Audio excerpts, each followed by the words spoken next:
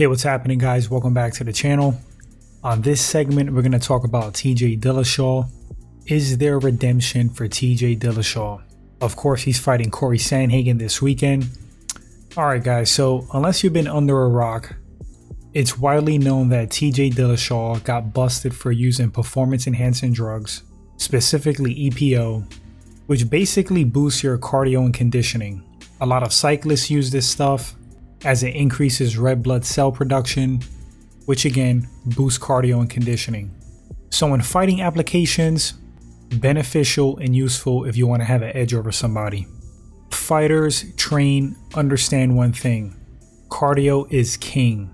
You can have all the muscle in the world, be super strong, but if you don't have cardio and conditioning, within a couple of minutes of fighting, grappling, you're going to be dead in the water.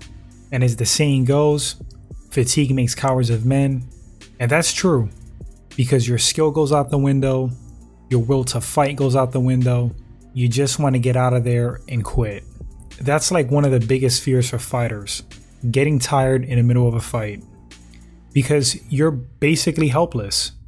So was he taking steroids? No, but he still was ingesting a performance enhancing drug that was banned. Now, TJ Dillashaw was busted red-handed by USADA. Comes out on his Instagram, March 20th, 2019. He announces that he's relinquishing his bantamweight title. Overall, he was banned for 2 years, suspended from competing, and rightfully so. Now, here's the thing with TJ Dillashaw. A lot of people defend him because they say, hey, he came clean, he admitted to what he was taking, but I don't think he should get any props or credit for that. Because number one, he was cheating in the first place. These guys are not playing tiddlywinks out there, or chess or checkers. They're in a serious combatant sport where somebody could get seriously injured, maimed, or even killed.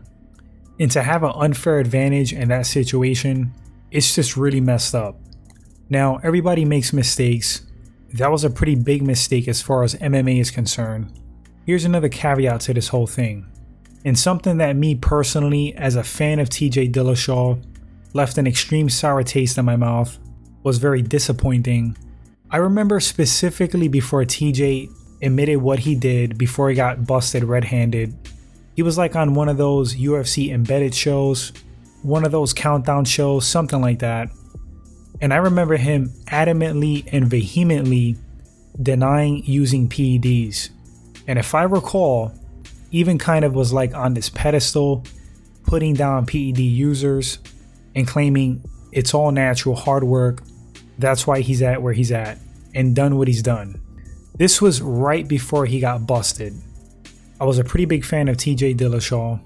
Thought the guy was a phenomenal fighter, super well-rounded, highly skilled. Actually believed him and believed in him that he was totally clean. Gave him the benefit of the doubt. So needless to say, it definitely was a big letdown when he popped for EPO. Does TJ Dillashaw deserve to come back to the sport? Overall, I think so. He did a crappy thing, but the sport is his livelihood, it's his passion, it's what he's extremely good at, fighting. He paid his dues, wrote out his suspension, but I have to say that his legacy is forever tarnished. And truthfully, that's a part of his overall punishment. There's going to be forever an asterisk near all of his accomplishments. Everything will forever be in question, and that's his own doing. And I honestly don't think the guy needed to take EPO. He's that skilled, that good of a fighter. It's just a shame. So once again, Dillashaw's back, fighting this weekend against Cory Sandhagen. A big part of me wants to see him do well, make a cool comeback. But at the same time, I just don't feel the same way about TJ Dillashaw as a fighter. And I know I'm not the only person to feel that way.